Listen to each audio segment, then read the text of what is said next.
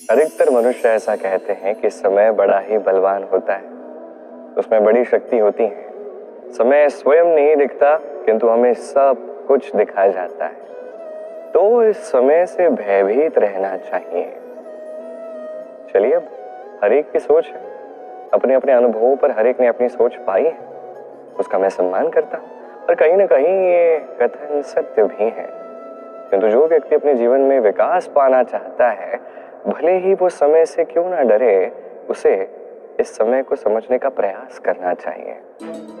यदि आप सफलता के मार्ग पर आगे बढ़ना चाहते हैं तो इस समय को समझिए, इसका कहना समझिए, ये अति आवश्यक है। अंततः ये समय तो हमारा काल है ही, कहीं न कहीं इसका ग्रास हम सभी को बनना है। तब तक इस समय का सम्मान कीजिए, इसकी शक्ति क्या है ये समझने का प्रयास कीजिए, और इस समय के साथ ताल से ताल मिलाकर चलना सीखिए। समय अपने आप ठीक हो जाएगा।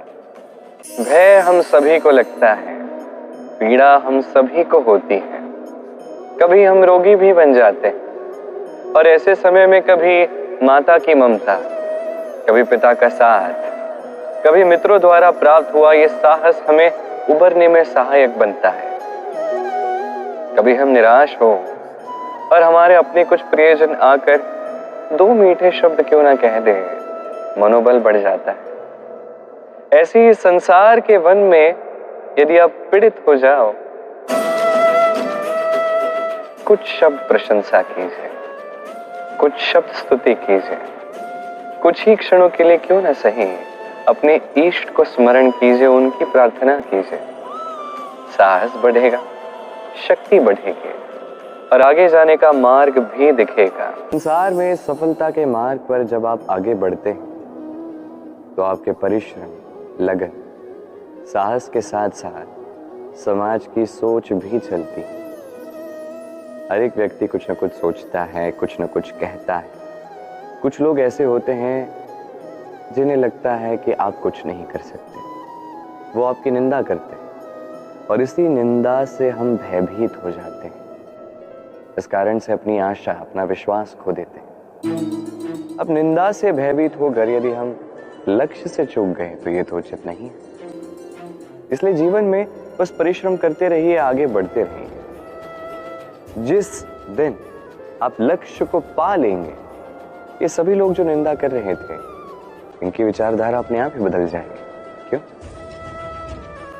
इस संसार में जिसे जो कहना है कहने दीजिए। यदि आपको किसी की सुननी है तो अपने अंतर मन की सुनिए, यही आपको उचित मार्ग दिखा सकता है। आगे बढ़ते जाइए, परिश्रम कीजिए।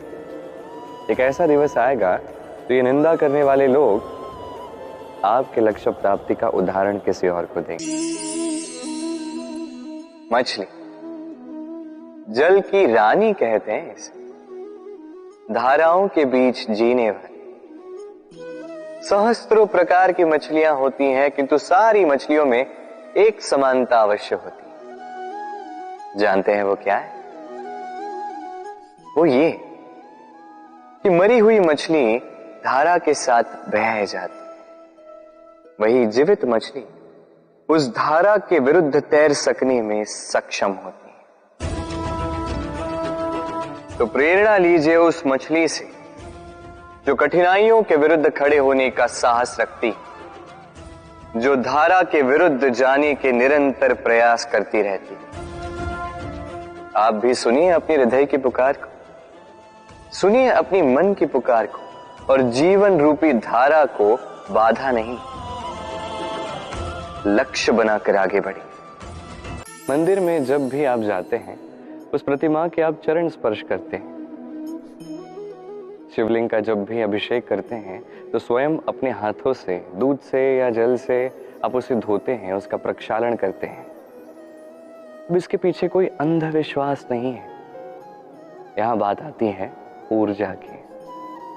कोई भी व्यक्ति हो या वस्तु हो, उसकी अपनी एक विशेष ऊर्जा होती है।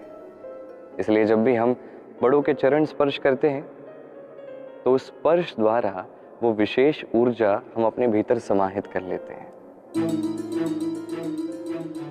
इसलिए सदैव स्मरण रखिए किसी के चरण स्पर्श करने का अर्थ ये नहीं है कि आप स्वयं को छोटा बना रहे हैं। इसका अर्थ ये है कि बड़ा बनने के लिए वो विशेष ऊर्जा आप उनसे प्राप्त कर रहे हैं।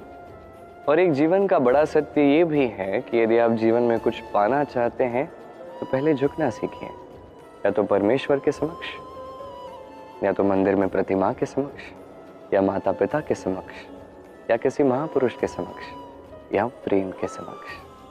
आइए और मेरे साथ प्रेम से कहिए, राधे राधे।